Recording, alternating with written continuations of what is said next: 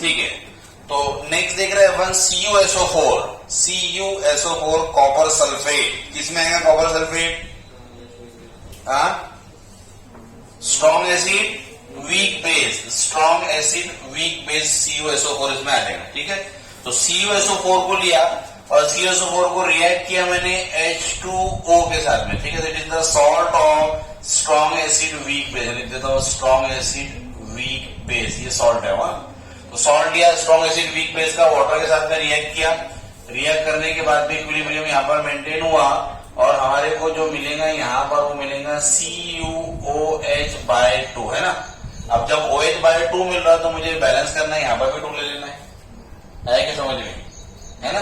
क्योंकि भाई कॉपर तो एक साथ 2 लोगों से बॉन्ड बनाता है ना, इसलिए Cu को 2 OH चाहिए होंगे, तो इसलिए मैंने लिया CuOH/2, यानी OH कितने बार है? 2 बार, मतलब 2 हाइड्रोजन है 2 ऑक्सीजन है। अब जब 2 ऑक्सीजन है तो यहाँ तो अगर मेरे पास ये 2 नहीं तो एक ही ऑक्सीजन था, 2 ऑक्सीजन को करने के लिए मैंने यहाँ पर 2 हाइड्रोजन लगाए थे, तो कितने हाइड्रोजन हो गए?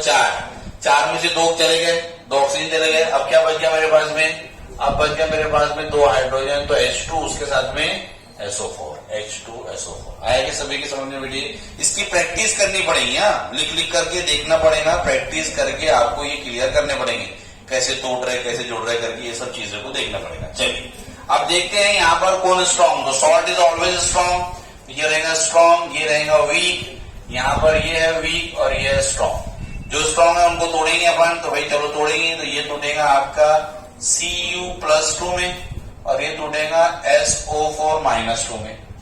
ठीक है, कॉपर पे 2 प्लस चार्ज आएंगे बेटे, SO4 पे 2 निगेटिव चार्ज, क्योंकि इनकी वैलेंसी है, जो जिनकी वैलेंसी होती है उतने उनपे चार्ज आ जाते हैं।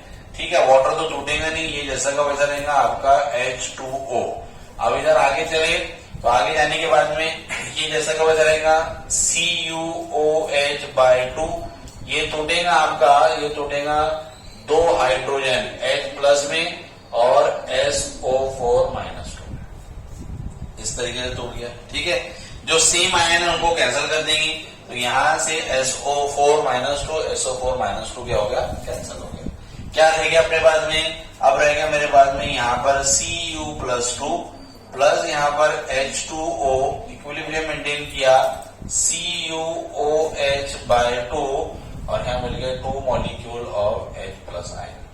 ठीक है, अब देखो यहां से 2 क्वेश्चन है अपने को। 2 क्वेश्चन ये है कि why CuSO4 solution dissolve in water it produce turbidity. क्या बोलता है, जब कॉपर सल्फेट के सॉल्ट को पानी में डिसॉल्व करते हैं तो ये टर्बिडिटी क्यों देता है? टर्बिडिटी यानी क्या? टर्बिडिटी यानी धुंधलापन, धुंधला। ठीक है, यानी एक क्लियर सॉल्यूशन था, उसमें अपन ने CuSO4 डाला, CuSO4 डालने के बाद में वो सॉल्यूशन अब धुंधला हो गया।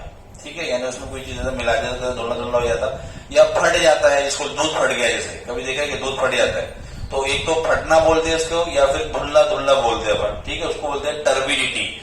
तो क्यों होती है टर्बिडिटी? तो क्वेश्चन ये है कि why solution of CuSO4 is turbid when dissolve in water, कि पानी में डालने के बाद में वो टर्बिडिटी क्यों, धुंधला क्यों जाता है? तो the turbidity is form due to the CuOH/2, ये इसकी वजह से टर्बिडिटी फॉर्म होती है।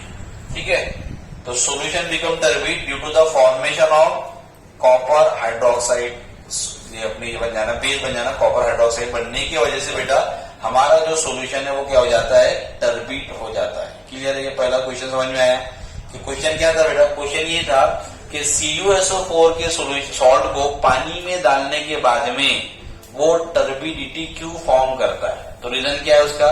रीजन ये है कि जब कॉपर CuSO4 के सॉल्ट को पानी में डाला जाता है तो वो फॉर्म करता है CuOH/2, और ये CuOH/2 ही के वजह से क्या प्रोड्यूस होती है? वहां पर टर्बिडिटी प्रोड्यूस होती है। तो CuOH/2 जो है it form the produce the turbidity, एक चीज। ठीक है, दूसरी चीज ये है, क्वेश्चन ये है यहाँ पर कि why is it necessary to edit the H2SO4, ये जरूरी क्यों है? बोलता है कि यहाँ पर H2SO4 को ऐड करना चाहिए to obtain the clear solution. Clear solution, अभी मैंने कहा कि सॉल्यूशन हमारा टर्बिड हो गया। क्या हो गया? टर्बिड। लेकिन अगर मुझे सॉल्यूशन को वापस से जो है क्लियर करना है तो उसमें मुझे डालना पड़ेगा H2SO4। क्या डालना पड़ेगा? H2SO4। H2SO4 डालने से जो सॉल्यूशन है वो क्लियर हो जाएगा। ऐसा क्यों होगा तो वो देखो जरा ध्यान से। अब अगर बेटा मैं यहां पर H2SO4 सॉल्यूशन डालता हूं तो H2SO4 को अगर मैं डालता हूं यहां पर H2SO4 डालने के बाद में H2SO4 जाके टूटेगा और टूटेगा बेटा किस तरीके से? यहाँ टूटेगा आपका 2H प्लस आयन प्लस यहाँ पर टूटेगा SO4 माइनस। ठीक है, इस तरीके से टूटता है अपना ये H2SO4। यानी जब H2SO4 हम वाटर में ऐड करते हैं और तो it produce the H positive ion.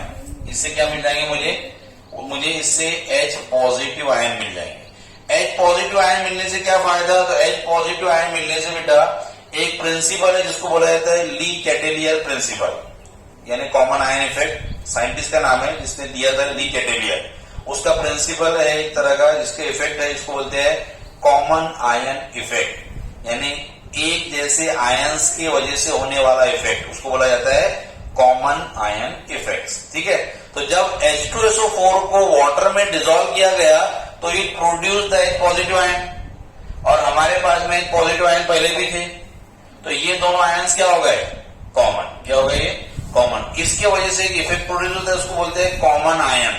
बताने वाला साइंटिस्ट का नाम था ली कैटेलियर, तो उसके प्रिंसिपल का नाम है ली कैटेलियर प्रिंसिपल। अब कॉमन आयन प्रोड्यूस होने से क्या होता है? तो ली कैटेलियर ने अपने प्रिंसिपल में ये कहा कि if the common ion is produce, अगर कॉमन आयन बोलता प्रोड्यूस होते हैं तो the equilibrium is shifted toward the left hand side.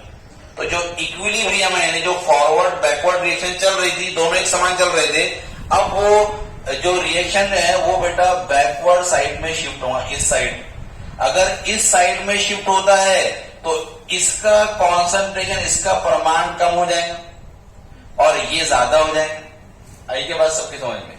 Common ions की वजह से क्या होता है? कॉमन आयंस की वजह से ये होता है बेटा, प्रिंसिपल ये है कि कॉमन आयंस की वजह से जो इक्विलिब्रियम है वो लेफ्ट हैंड साइड पे शिफ्ट होता है, यानी वो लेफ्ट हैंड साइड की तरफ ज्यादा जाता है। क्या मतलब इसका? इसका मतलब ये कि जब रिएक्शन दोनों साइड में बराबर चल रही थी, अब वो रिएक्शन बैक साइड में ज्यादा जाएंगी। अगर वो बैक साइड में ज्यादा जाएंगी तो क्या ज्यादा बनेगा? ये ज्यादा बनेगा, ये वाला, ये कम बनेगा। और जो सॉल्यूशन में टर्बिडिटी आ रही थी वो किसकी वजह से आ रही थी? इसके वजह से। धुंधलापन जो आ रहा था इसके वजह से आ रहा था। अगर इसका बनना कम हो गया तो क्या धुंधलापन भी कम हो जाएगा? इसलिए अब जो सॉल्यूशन मिलेगा वो कैसा मिलेगा अपने को?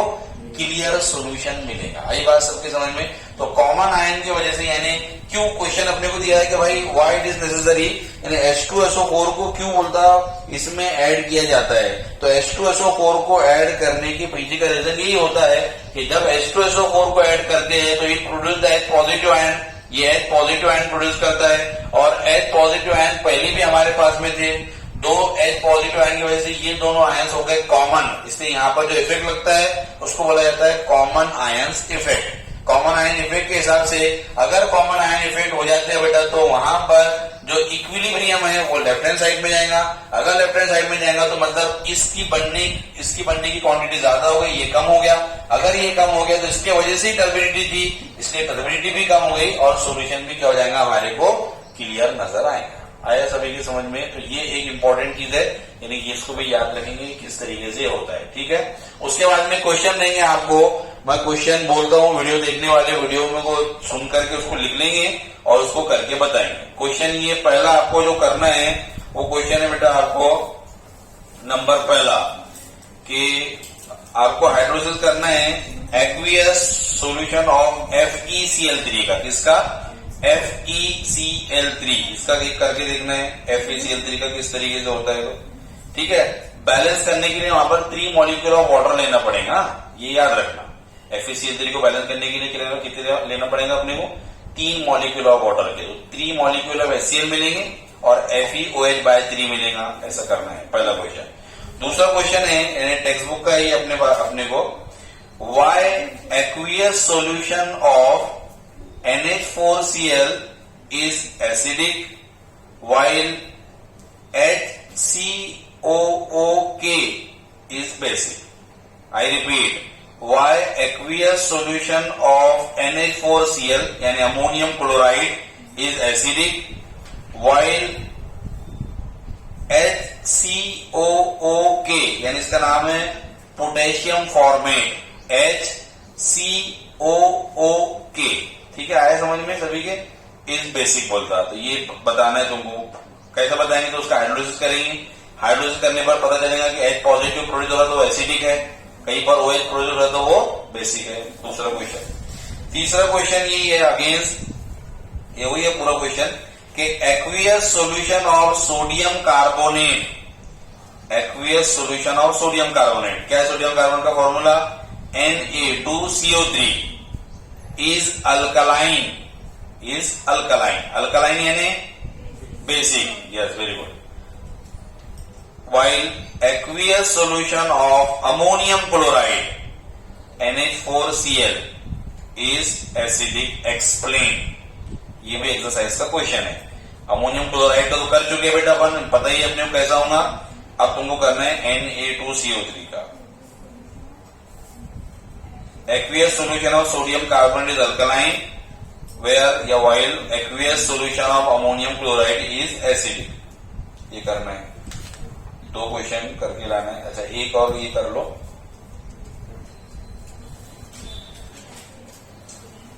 इसका रीजन बताना है, कराओ तो ही अपने पास में, इसका रीजन मैं पूछूंगा ओरली तो बताना है। क्वेश्चन है कि solution of NH4F, solution of NH4F turn blue litmus red, why? Solution of NH4F turn blue litmus red, why? ऐसा क्यों होता है बोलता, बताओ भाई।